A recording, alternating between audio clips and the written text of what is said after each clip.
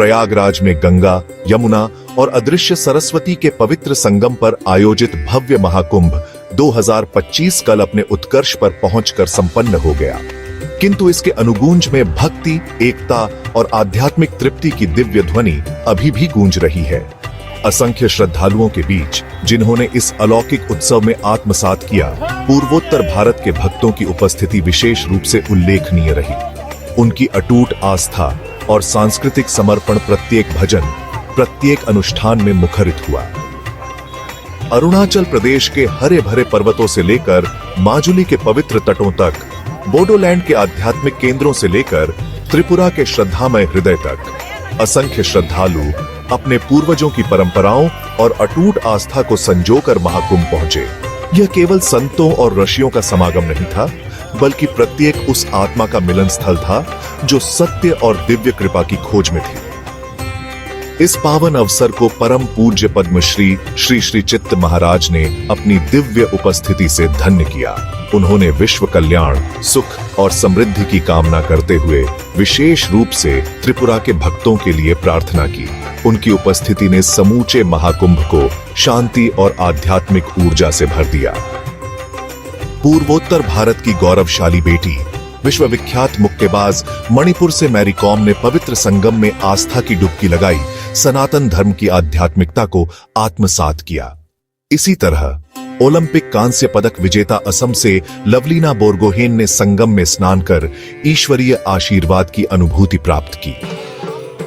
असम की वैष्णव परंपरा के प्रतिनिधि उत्तर कमलाबाड़ी सत्र माजुली के सताधिकार श्री जनार्दन देव गोस्वामी अपने संतों और भक्तों के साथ गंगा तट पर भक्ति की गूंज लेकर पहुंचे।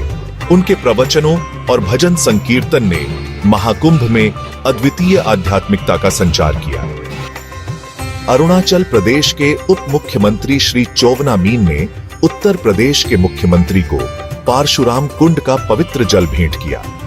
यह सांस्कृतिक समागम भारत की अखंड आध्यात्मिक एकता का सजीव प्रतीक बना।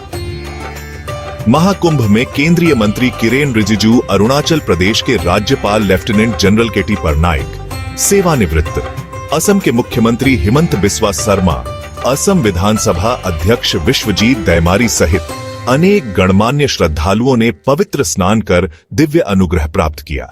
मुख्यमंत्री एन बीरेन सिंह और उनकी टीम ने त्रिवेणी संगम में पवित्र स्नान कर मणिपुर और भारत की शांति, सद्भावना और समृद्धि के लिए प्रार्थना की। बोडोलैंड क्षेत्रीय परिषद के माननीय मुख्य कार्यकारी सदस्य श्री प्रमोद बोरो ने संगम में आस्था की डुबकी लगाई, यह संदेश देते हुए कि सनातन धर्म के प्रति उनकी अटूट श्रद्धा केवल व्यक्तिगत नहीं, अपितु बोडोलैंड की समस्त जनता की आस्था का परिचायक है। असम के राज्यपाल श्री लक्ष्मण आचार्य ने गोवर्धन मठ पुरी पीठ शिविर में आरती कर असमिया गमछा, विशेष चाय मां कामाख्या मंदिर की प्रतिकृति और पारंपरिक जापी भेंट की। यह उन पवित्र बंधनों का स्मरण था जो असम की आध्यात्मिक परंपराओं को भारत की सनातन विरासत से जोड़ते हैं। महाकुंभ 2025 न केवल श्रद्धालुओं का एक धार्मिक समागम था, बल्कि यह पूर्वोत्तर भारत की सनातनी आस्था और सांस्कृतिक गरिमा का भव्य मंच भी बना। जब पूर्वोत्तर के श्रद्धालु गंगा, यमुना और सरस्वती के संगम में स्नान कर अपने देवभूमि की आस्था को इस महासागर में मिलाने आए, तब यह प्रमाणित हुआ कि भक्ति की कोई सीमा नहीं होती। पूर्वोत्तर भारत की आध्यात्मिकता भारत की सनातन आत्मा का ही प्रतिबिंब है। इस दिव्य यात्रा के समापन के साथ महाकुंभ 2025 एक शाश्वत संदेश छोड़ गया। भक्ति, संस्कृति और आध्यात्मिकता के इस महासंगम में पूर्वोत्तर भारत का योगदान एक उज्जवल आलोक की भांति चमकता रहेगा।